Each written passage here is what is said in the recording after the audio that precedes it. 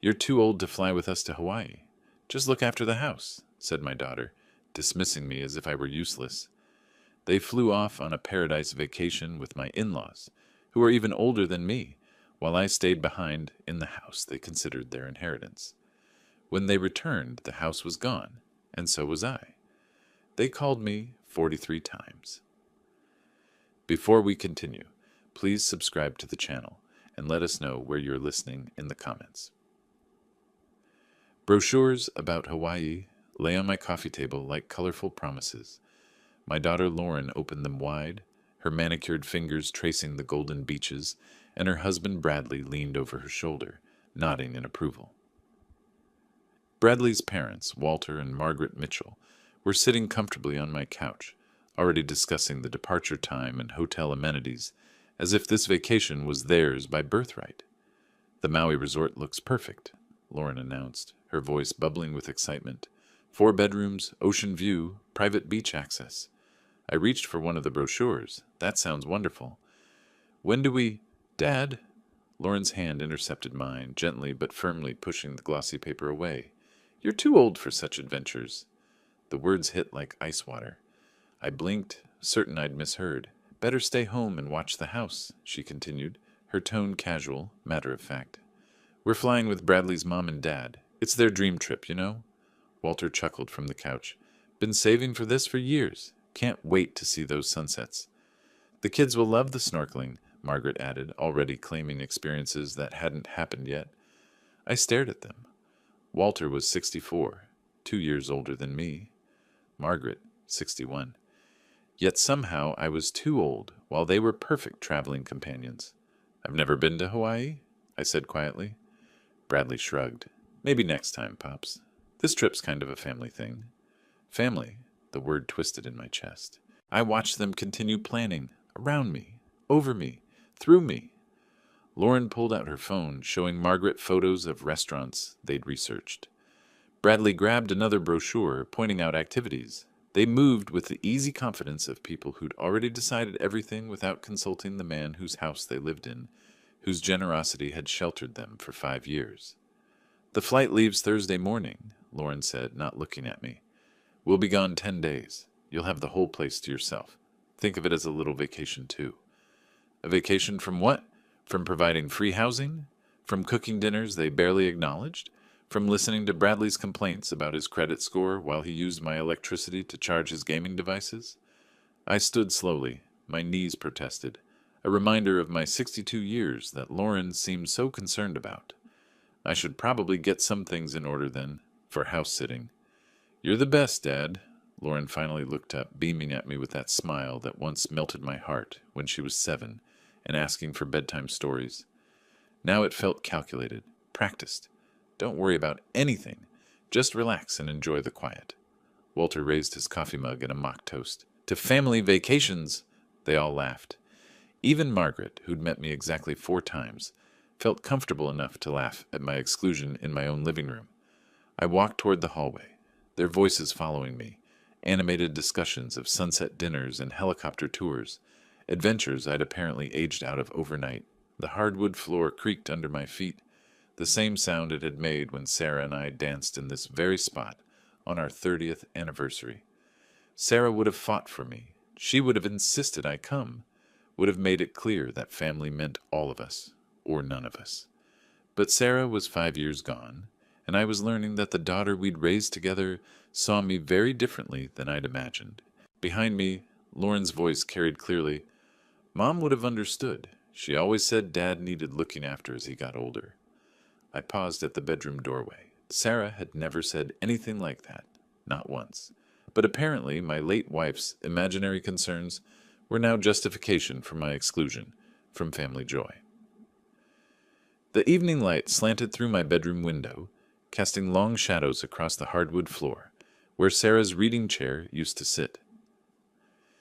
3 hours later, I sat on the edge of my bed, still wearing the same clothes from dinner. My reflection stared back from Sarah's old vanity mirror, a man who'd apparently become invisible in his own home. The house had settled into its evening rhythm, but voices drifted up from the living room below. Initially, their laughter seemed distant, muffled by the old walls and vents. I'd planned to ignore them completely. Maybe read one of the mystery novels Sarah had loved. Then Bradley's voice cut through the ambient noise, clearer than it should have been. Honestly think he bought that whole too old nonsense? My book fell closed. I froze, every muscle suddenly taut. Lauren's response floated up through the heating vent near my feet. Dad's always been gullible. Remember when we told him we'd pay him back for the roof repairs? Their laughter followed. Casual, dismissive, cruel. I moved carefully toward the vent, my teacher's instincts kicking in. 30 years of classroom management had taught me when to listen and when to act. This was definitely a listening moment. The timing worked out perfectly, Walter's voice joined in. Right after we returned from Hawaii, we put him in that nursing home we researched. My breath caught. Nursing home? Sunset Manor has an opening next month, Margaret added, her tone businesslike.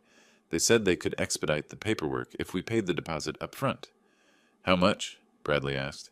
$3,000, Walter replied, but it's worth it to get him settled quickly. Once he's there, this house becomes ours anyway. It's our inheritance. The floor seemed to tilt beneath my feet.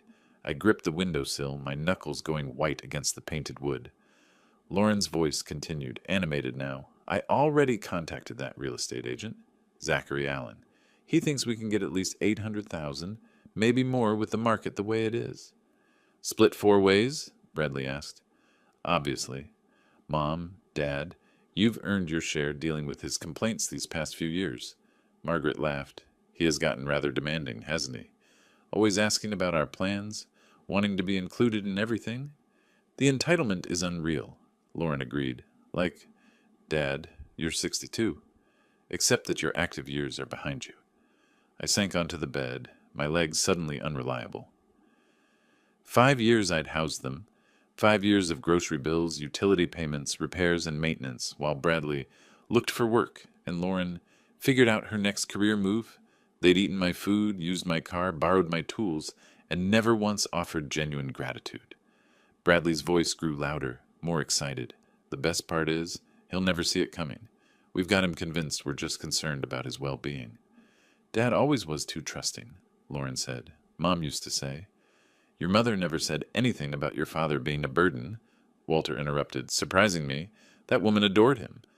Well, she's not here to object now, is she? Lauren's voice had turned sharp, and frankly, this is what's best for everyone. Dad gets professional care. We get financial security. Professional care. They made it sound like a medical necessity rather than convenient disposal. The conversation continued, but I'd heard enough.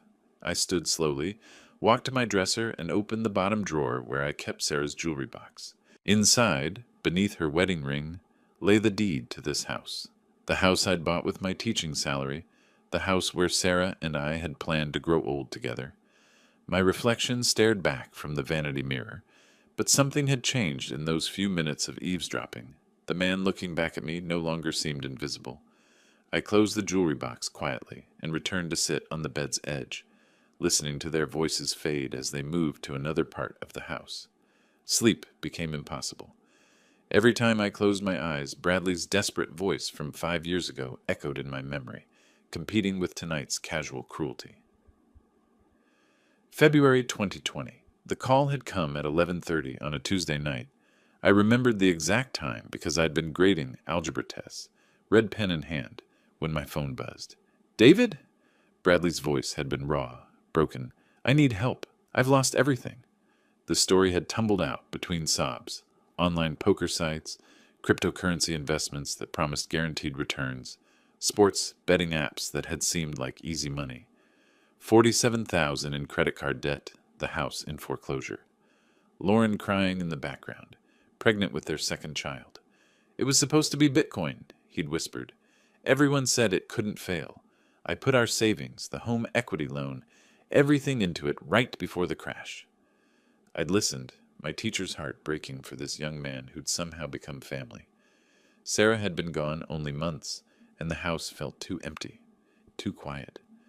Lauren was my daughter. These were my grandchildren. We have nowhere to go, Bradley had continued. Lauren's parents are, well, you know. Lauren's mom never approved of me. We can't ask them. He'd meant Sarah's sister, who'd made her disapproval of Bradley clear from the wedding day. But Sarah wasn't there to moderate family tensions anymore. Now, lying in the darkness, I recognized the calculation behind that desperation. He'd known exactly which emotional buttons to press: the grieving widower, the protective grandfather, the man with an empty house and a generous heart. I rose from bed, walking to the window that overlooked the backyard, where my grandchildren played on the swing set I'd installed. The metal frame gleamed silver in the moonlight, $300 from my pension money. Their bicycles leaned against the garage, training wheels I'd purchased and installed myself because Bradley was too busy looking for work. My hands trembled as I calculated the expenses. 5 years of groceries for 5 people, 18,000 conservatively. Utilities that had doubled with their arrival, another 6,000. The roof repair Lauren had mentioned tonight, 14,000 after the storm damage. Medical bills when their insurance lapsed. Car repairs for the vehicle they'd claimed as their own. Over $60,000. $60,000 to people who called me a burden. The algebra was simple, devastating. I'd supported them longer than some marriages lasted, and their gratitude had curdled into entitlement somewhere along the way. Walking to my dresser, I pulled out the small notebook where I'd tracked household expenses since Sarah's death. Her suggestion, actually: "You'll want to know where the money goes, honey." Page after page of Bradley's requests, Lauren's needs, the children's requirements, always urgent, always temporary, always with promises of repayment when things improved. Things had never improved. They'd simply learned to ask for more. The house creaked around me, settling into its late-night quiet. In the morning, they'd wake up refreshed, planning their vacation. They'd pack the suitcases I'd bought them for Christmas. Drive to the airport in the car I'd helped finance after their repo scare. Board the plane with tickets funded by the inheritance they'd already claimed. Meanwhile, I'd stay behind like an obedient house-sitter, maintaining the home they'd decided was rightfully theirs. But as I sat there in the dark, surrounded by photographs of my teaching awards and Sarah's garden club certificates, something crystallized in my chest. They'd made a fundamental miscalculation. They'd confused kindness with weakness, generosity with stupidity. 40 years of teaching had required strategy, patience, and the ability to stay 3 steps ahead of students who thought they could outsmart the system. Some lessons were learned through guidance. Others required consequence. I closed the expense notebook and placed it back in the drawer, my movements deliberate and quiet. Tomorrow morning would bring new possibilities. Dawn filtered through the kitchen blinds as I entered, finding the family already buzzing with travel energy. Lauren stood at the counter, organizing boarding passes and travel documents into neat piles. Bradley hunched over his phone, presumably checking flight status, while Walter and Margaret compared sunscreen brands like military strategists planning invasion routes.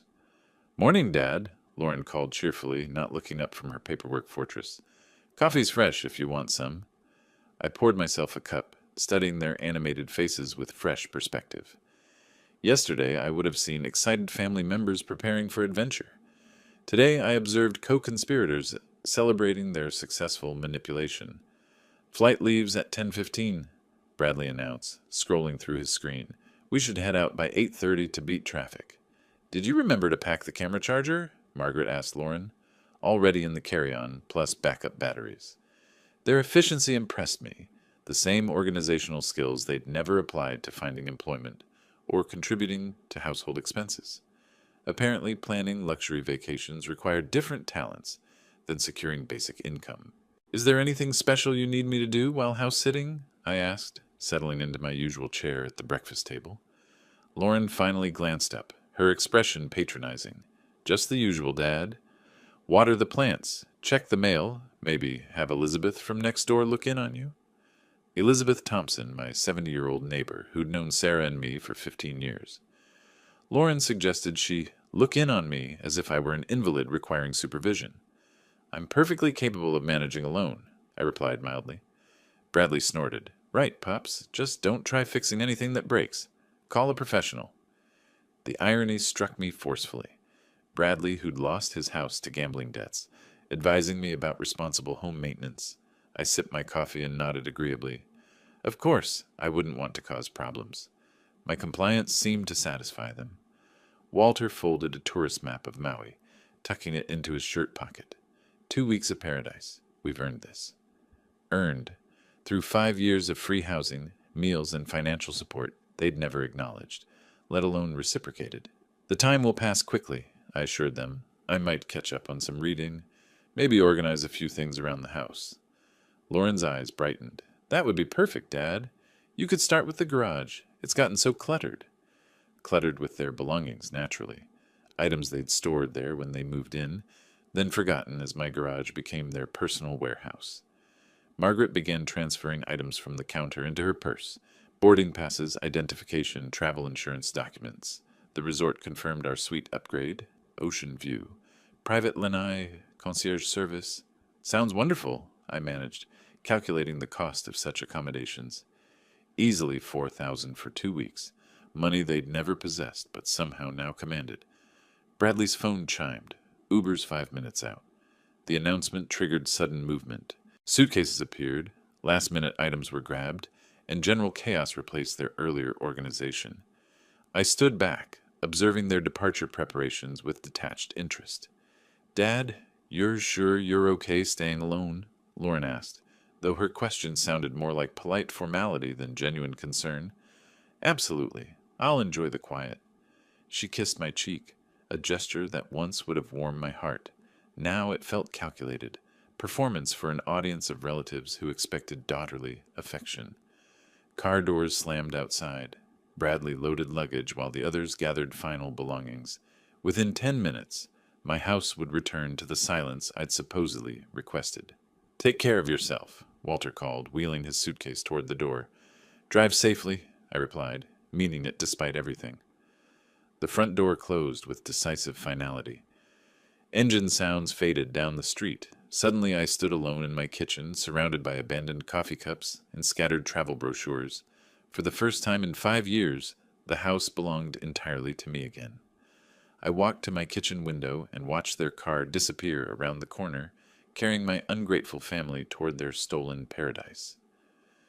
2 weeks, 14 days to consider my options, evaluate my resources, and perhaps demonstrate that the burden they'd dismissed possessed capabilities they'd never suspected.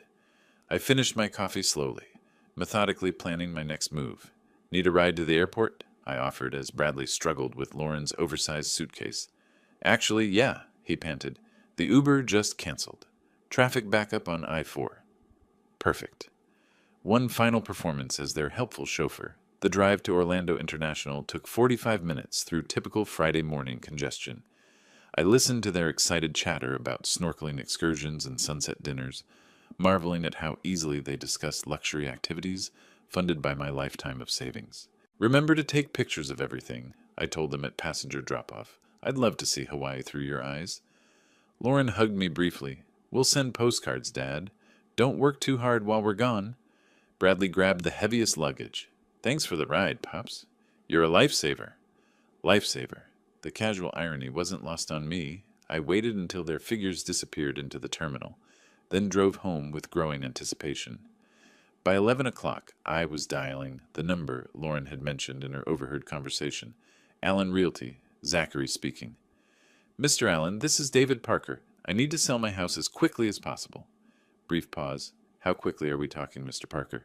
2 weeks maximum. I'm willing to price it aggressively for a fast sale. That's ambitious. What's driving the urgency? I'd prepared for this question. Personal circumstances require immediate liquidity. I understand speed comes at a cost. Where's the property located? Windermere area. Single-family home. 4 bedrooms, 2.5 baths. No mortgage, clear title. His tone shifted, becoming more interested. No mortgage is excellent for quick sales. What's the approximate square footage? 2,800 square feet. Updated kitchen. New roof 5 years ago. Established neighborhood. Mr. Parker, I can be there in an hour if you're available. This timeline is aggressive, but with the right pricing and a cash buyer, it's not impossible. An hour. In 60 minutes, I'd take the first concrete step toward demonstrating exactly how burdensome this old man could be when properly motivated. I'll be waiting, I confirmed. After ending the call, I walked through my house with new eyes. These rooms had witnessed Sarah's laughter, Lauren's childhood milestones, family celebrations that felt authentic, back when I believed family meant mutual loyalty and support. Now they represented something different: assets to be liquidated, equity to be liberated, resources for restructuring the power dynamics that had governed my life for 5 years. I retrieved the house deed from Sarah's jewelry box, along with property tax records and homeowner's insurance documents. Everything Zachary would need to verify my ownership and assess market value. The doorbell rang precisely 1 hour later.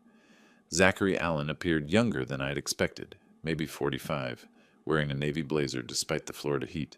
He carried a tablet and measuring tape, prepared for immediate business. "Mr. Parker?"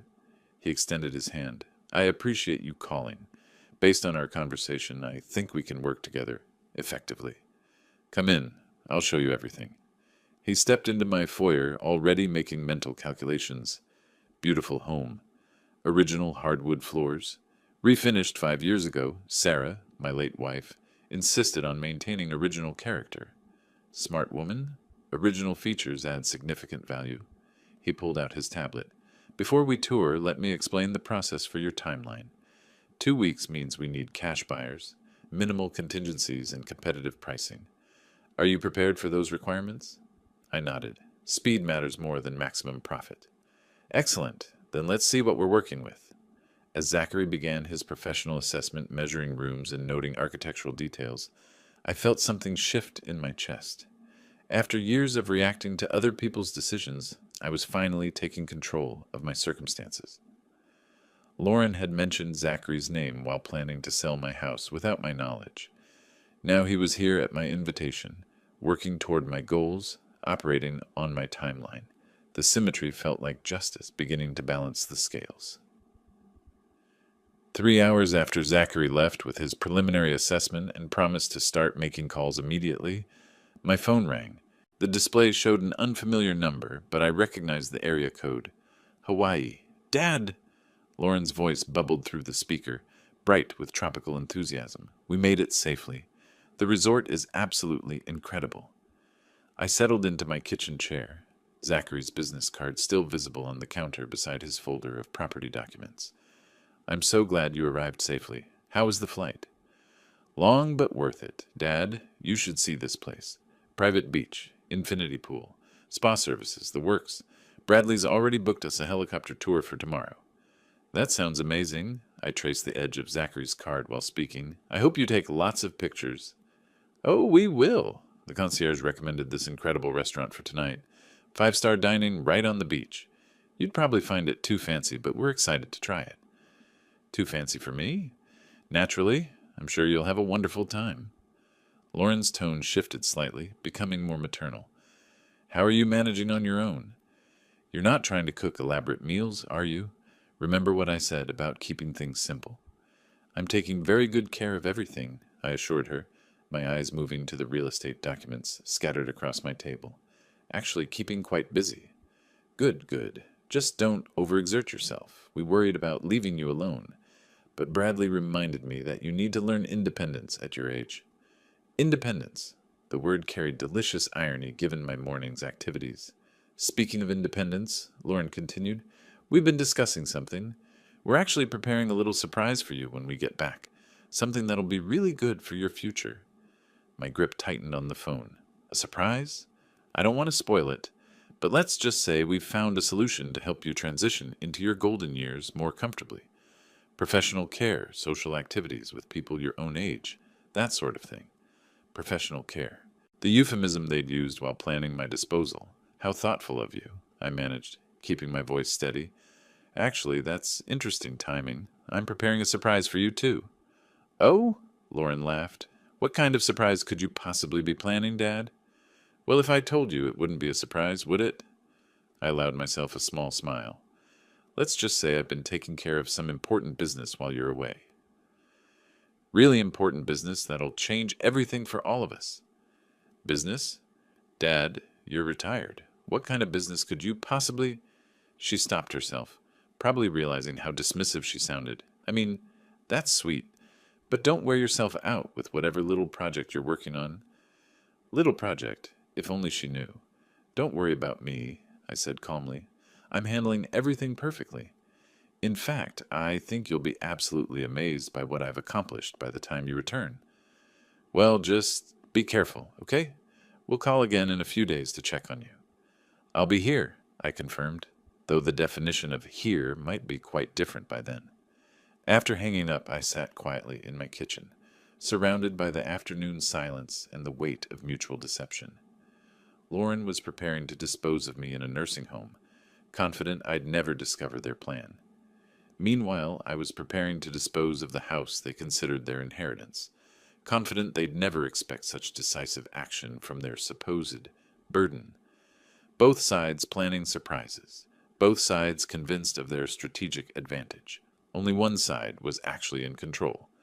I picked up Zachary's business card and smiled. Tomorrow, the real work would begin. Sunday morning brought Zachary's call at precisely 9 o'clock, along with our first potential buyer. James Clark represented a commercial investment group looking for rental properties in established neighborhoods. The timeline is aggressive, Zachary warned me privately before Clark's arrival. Most buyers need weeks to arrange financing. This gentleman deals in cash transactions, but he'll expect significant price flexibility. Cash transactions, perfect for my abbreviated schedule. Clark arrived in a silver BMW, wearing expensive casual clothes and carrying a leather portfolio. Mid-50s, confident handshake, the kind of practiced efficiency that suggested numerous property acquisitions. Beautiful neighborhood, he observed, scanning my front yard with calculating eyes. Good bones on this house. Walk me through the key selling points.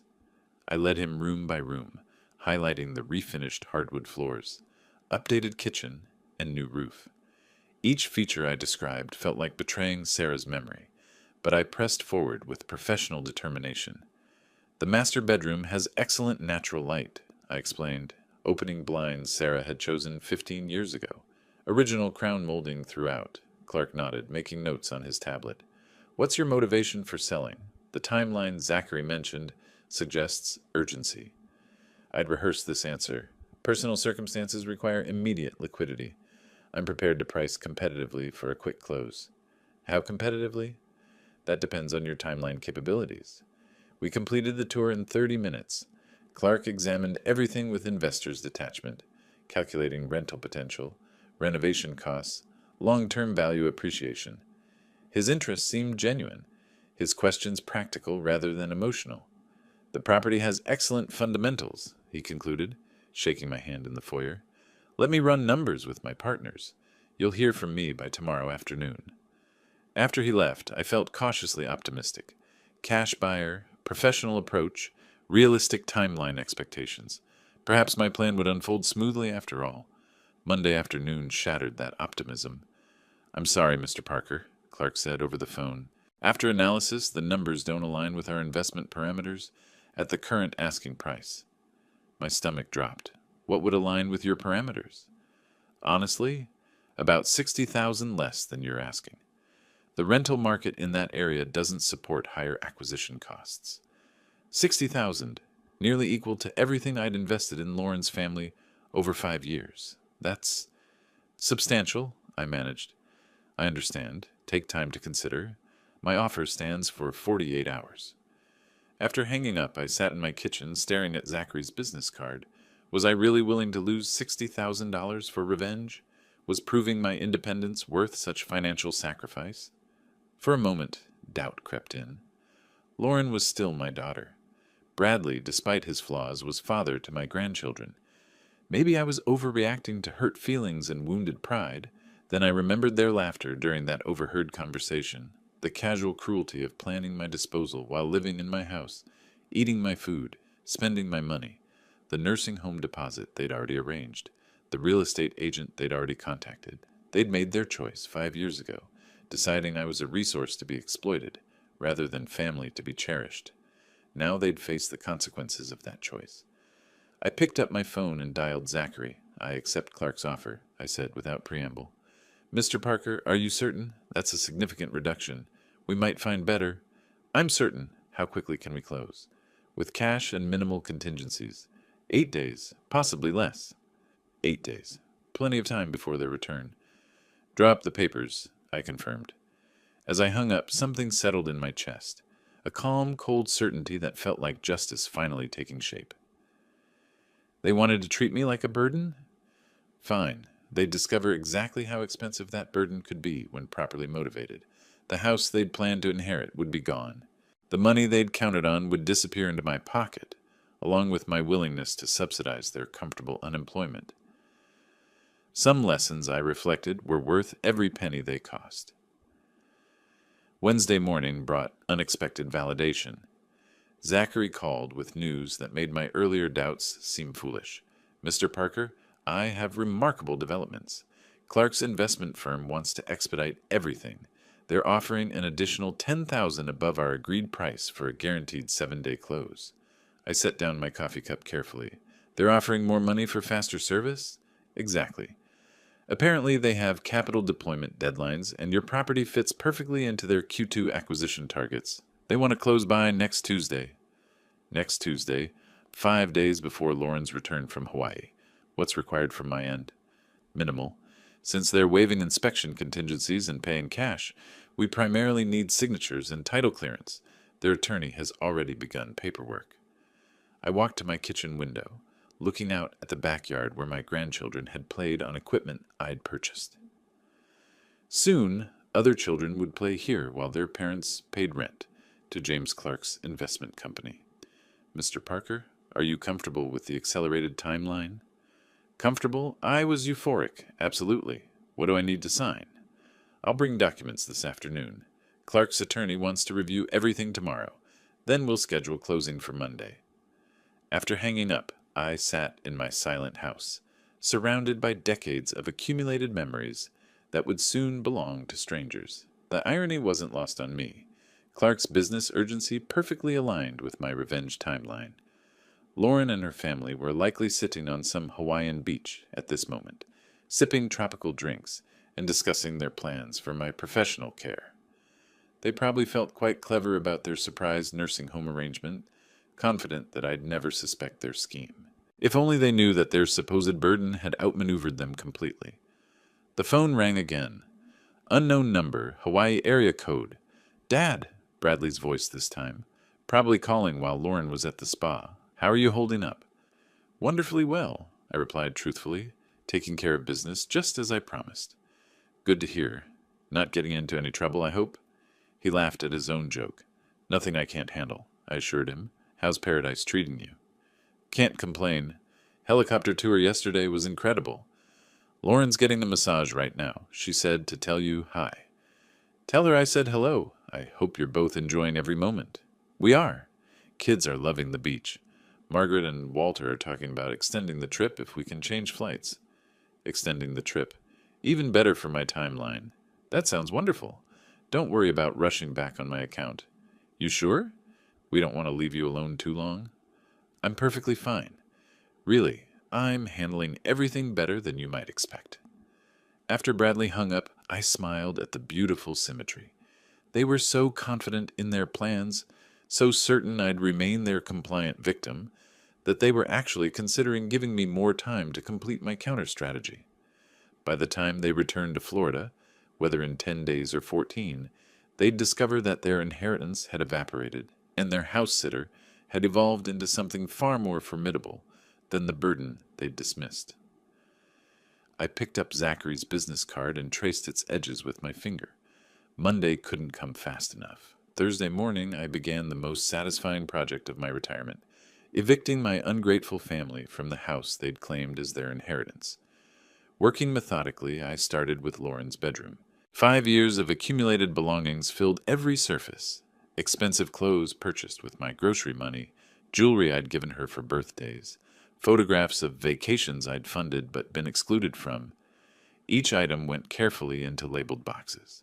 "Treating this like the move they never expected," I muttered, folding her designer blouses with the same care I'd shown when helping her pack for college decades ago.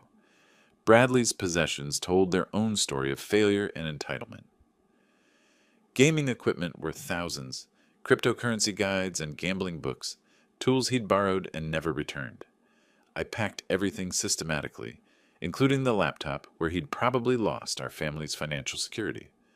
The storage facility I'd chosen sat 20 minutes away, close enough for eventual family access, far enough to feel like exile. The manager, a friendly woman named Rosa, helped me select a unit large enough for a family's complete household. Moving can be overwhelming, she observed, watching me sign the rental agreement. You seem remarkably organized about it. I've had time to plan, I replied truthfully. Loading took most of the afternoon. Professional movers I'd hired treated everything respectfully, understanding that family belongings deserved careful handling, regardless of circumstances. Watching box after box disappear into the storage unit felt like watching justice take physical form. Walter and Margaret's items required special attention: medications, important documents, the expensive luggage they'd purchased for this trip. I inventoried everything, ensuring they'd find their possessions organized and accessible when they eventually discovered their new living situation. That's quite a lot of stuff, commented Miguel, one of the movers, securing the last of the furniture. Family of 5? Was, I answered simply. The final box contained Lauren's childhood mementos: school awards, family photographs, art projects I'd saved for decades. My hands trembled slightly as I placed it in the storage unit. These items represented the daughter I'd raised, not the woman who'd planned my disposal. After locking the unit, I handed Rosa an envelope containing 6 months' rent in advance. Someone will be by to collect everything eventually, I explained, probably sooner than they expect. By evening, I'd transformed my house into something I barely recognized: a clean, empty property, ready for new owners. My own belongings remained: teaching certificates on the walls, Sarah's photographs on the mantel, books that had shaped my thinking for 40 years. The apartment I'd rented nearby was modest but sufficient. 1 bedroom, kitchenette, enough space for a man learning to live independently again. As I arranged my clothes in the small closet, I felt something I hadn't experienced in years: complete control over my environment. No one would eat my food without contributing. No one would use my utilities while complaining about my presence. No one would plan my future without consulting me. My phone rang as I unpacked my teaching awards. The caller ID showed a Hawaii number. Dad? Lauren's voice sounded relaxed, probably calling from their resort balcony. Just checking in. How are you managing? I looked around my sparse but peaceful apartment, then at the house keys I'd soon surrender to James Clark. Extremely well, I said with complete honesty. Everything's exactly where it should be. Good to hear. We're having such an amazing time. The concierge arranged a private beach dinner tonight. Enjoy every moment, I encouraged. Make sure you create memories to last a lifetime. Because after Monday, those memories would be all they'd have left of their comfortable parasitic existence.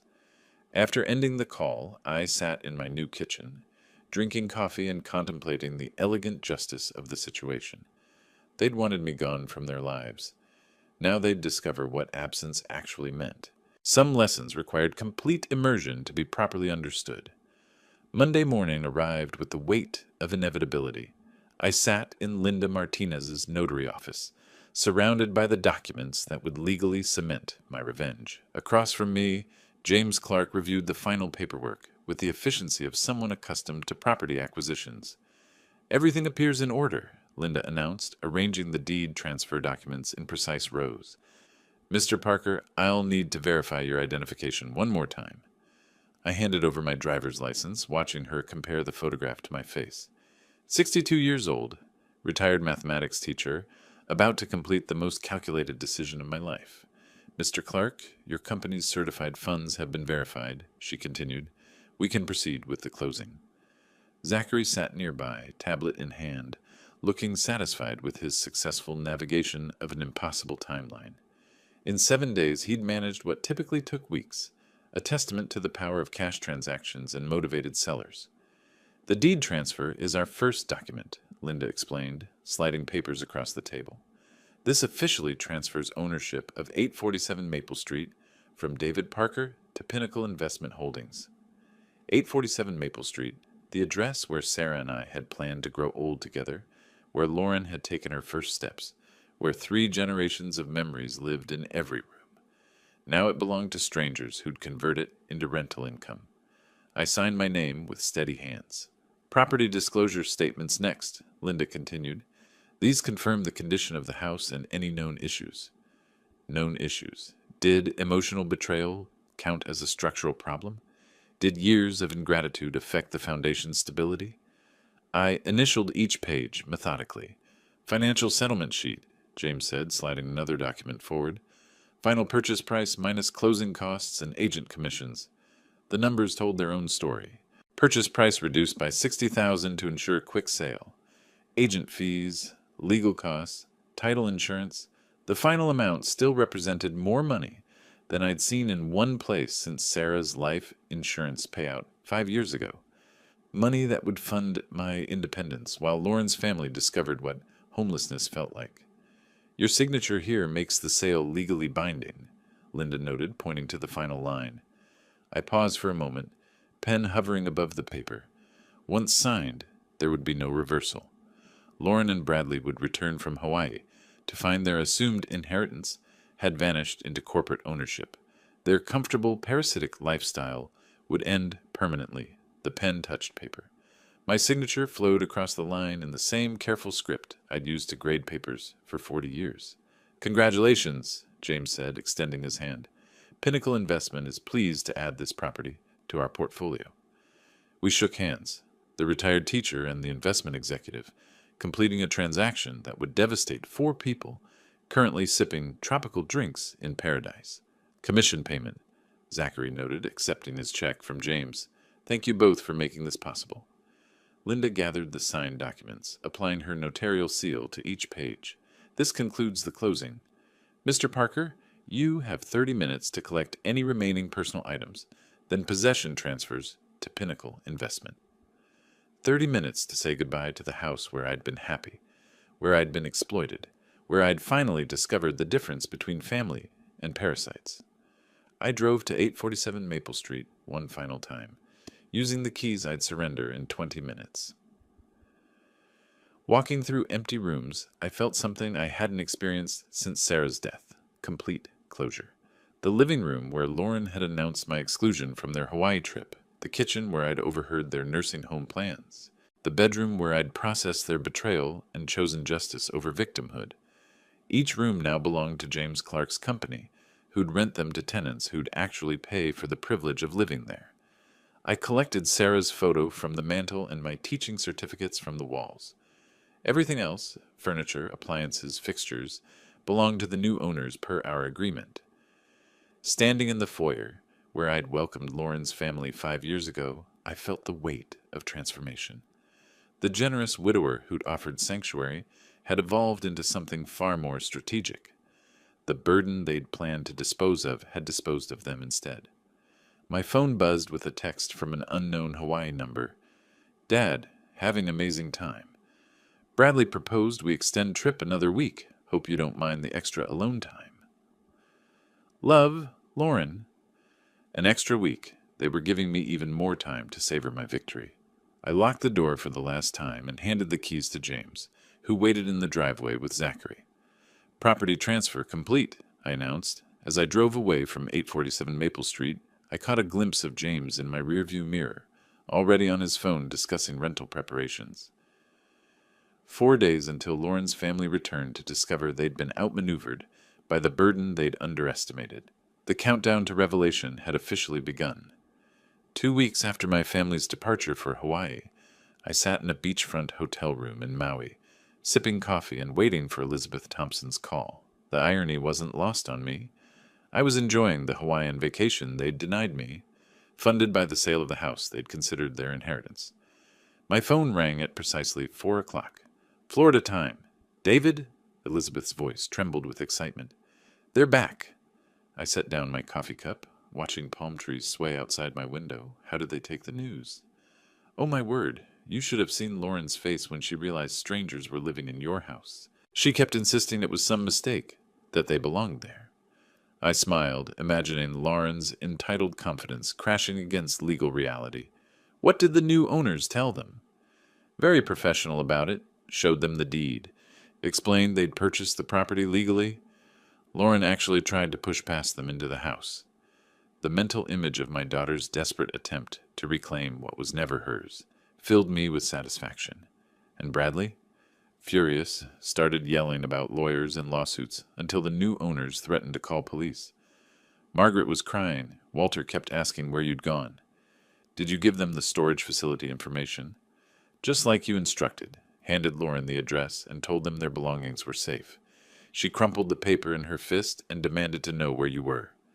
I leaned back in my hotel chair, watching a cruise ship drift across the horizon. What did you tell them? Exactly what you said to say, that you'd left town after selling the house, and they could contact you directly if they needed to discuss anything. Have they tried calling? Constantly. Lauren's been ringing your number every 10 minutes for the past hour. Bradley's left some rather colorful voicemails. I glanced at my phone, noting 43 missed calls and counting. I imagine they're quite motivated to reach me now. David, I have to ask, are you really in Hawaii? The Grand Wailea Resort, actually. Same place they plan to stay without me. I paused, letting that sink in. Elizabeth, you've been incredibly helpful. I hope you understand why this was necessary. After watching them treat you like their personal ATM for 5 years? Honestly, I'm impressed. Sarah would be proud of how you stood up for yourself. Sarah would indeed appreciate the mathematical precision of my revenge, equal and opposite reaction to years of exploitation. What are they doing now? I asked. Last I saw, they were loading suitcases into a taxi. I assume heading to a hotel, since they have nowhere else to go. Lauren looked absolutely devastated. Devastated, the same word I'd have used to describe my feelings when I overheard their nursing home plans. Justice had a beautiful symmetry to it. Elizabeth, if they ask you to call me again, please tell them I'm enjoying my vacation and will contact them when I'm ready. How long will you keep them waiting? Long enough for them to truly understand what it feels like to be discarded by family. After hanging up, I walked onto my hotel balcony, breathing in the tropical air my family had assumed I was too old to appreciate. Below, tourists enjoyed the beach they'd thought I couldn't handle. The helicopter tours Bradley had mentioned buzzed overhead, carrying passengers on adventures I'd supposedly outgrown. My phone buzzed with another call from Lauren. I let it ring, then another from Bradley. Ignored, a text from Margaret. David, please call us. We need to talk. I deleted it without responding. For 5 years, they'd controlled my life through emotional manipulation and financial dependency. They'd planned my future without my input, assumed my compliance without my consent, treated my generosity as their entitlement. Now I controlled the terms of engagement. They could wait until I decided they'd learned sufficient humility to deserve my attention. I ordered room service and settled in to watch the sunset they'd tried to deny me. My phone still buzzing with increasingly desperate calls from the family who'd finally discovered the true cost of taking someone for granted. Some lessons, I reflected, required complete powerlessness to fully understand. They were about to become excellent students. 6 hours after Elizabeth's call, I boarded the evening flight from Orlando to Honolulu, using money from the house sale to purchase the first-class seat my family had deemed me too old to occupy. As the Boeing 777 lifted off into the Florida sunset, I settled into leather comfort and examined my phone screen. 43 missed calls, 17 voicemails, and counting. Each notification represented another moment of their desperation, another crack in the entitled confidence they'd maintained for 5 years. I scrolled through the call log methodically. Lauren, Bradley, Margaret, Walter. Lauren again, Bradley again, watching the progression of their panic play out in digital timestamps. The first voicemail, left 20 minutes after Elizabeth's call, carried Lauren's familiar commanding tone. Dad, I don't know what game you're playing, but this isn't funny. Call me back immediately. By the 10th message, anger had crept into Bradley's voice. This is insane, David. You can't just sell our house without telling us. We're getting lawyers involved. Message 15 revealed Margaret's tears. Please, David, we don't understand what's happening. Where are you? We need to talk. The final voicemail, recorded just before takeoff, captured Lauren's complete capitulation. Dad, please answer. We'll do anything. Just call us back. We have nowhere to go. Nowhere to go? The exact phrase they'd planned for my nursing home conversation. As we climbed toward cruising altitude, I gazed down at the lights of Florida shrinking below. Somewhere in that scattered illumination, my family huddled in a hotel room, frantically calling a number that would remain unanswered until I decided they'd learned appropriate humility. The flight attendant appeared with champagne service. "Celebrating anything special tonight, Mr. Parker?" "Independence Day," I replied, accepting the crystal flute. "About 40 years overdue. 9 hours stretched ahead. 9 hours of Pacific Ocean between me and their desperate attempts to reestablish control. 9 hours to savor the complete reversal of power dynamics that had governed my life since Sarah's death. I opened my laptop and composed an email I wouldn't send, a letter explaining everything they'd done wrong, every moment of casual cruelty, every dismissive comment about my age and capabilities. The writing process felt therapeutic, cathartic, like grading papers on the most important lesson I'd ever taught. But they didn't deserve explanations yet. Explanations came after consequences, after understanding, after genuine remorse, replaced entitled anger. My phone buzzed with call 44. Lauren again. I watched her name illuminate my screen, then fade to black as the call went to voicemail. The cycle of desperation would continue throughout my flight, while I enjoyed the meal service they'd assumed I was too old to appreciate. Below us, the Pacific stretched endlessly, dark water reflecting starlight like scattered diamonds. We were crossing time zones, leaving their crisis behind with each nautical mile. By the time I reached Honolulu, they'd be waking up to their second day of homelessness, their second day of understanding what it meant to be discarded by family. I deleted the unsent email and closed my laptop. Some lessons couldn't be taught through words. They required complete immersion in consequence. My family was learning that bitter curriculum now, discovering what it meant to need someone who no longer needed them. The math teacher in me appreciated the elegant symmetry. 5 years of exploitation balanced by however long it took for genuine remorse. 5 years of taking me for granted, paid for with however many days of taking nothing for granted ever again. As the plane carried me toward Hawaiian sunrise, I finally understood what Sarah had meant about knowing where money goes. It had gone toward the most expensive but valuable education my family would ever receive. The price of learning that some burdens, when properly motivated, could bear far more weight than anyone imagined. My phone showed 46 missed calls when I finally turned it face down and fell asleep, 30,000 feet above their world of consequences, heading toward the paradise they'd thought I was too old to enjoy. If you liked this story, please like this video, subscribe to the channel, and share your impressions of this story in the comments. To listen to the next story, click on the box on the left. Thank you for watching.